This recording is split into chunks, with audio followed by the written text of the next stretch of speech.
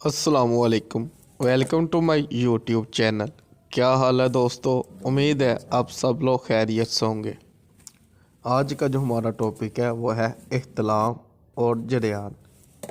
इख्तिलाम और जरियान एक ऐसी बीमारी है जिसका इलाज जल्द ना किया जाए तो ये इंसान को अंदर से खोखला कर देती है। इसके साथ आपने यूट्यूब चैनल को सब्सक्राइब लाजमी करना है और वीडियो को मुकम्मल देखें ताकि आपको इसके बारे में मुकम्मल इन्फॉर्मेशन मिल सके। इख्तिलाम और जरियान ये दोनों मिलती जुलती बीमारी हैं। इख्तिलाम जो है ये जवानी की इलामत है। ये हफ्ते में एक या दो दफ़ा हो तो नॉर्मल बात है। अगर एक ही रात में 2 या 3 मरतबा हो तो ये एक बीमारी है जिसका जल्द इलाज किया जाए। जरियान ये भी एक इसी किस्म की बीमारी है। ये पेशाब के बाद कतरे आते हैं या ये पेशाब से पहले आते हैं। ये इंसान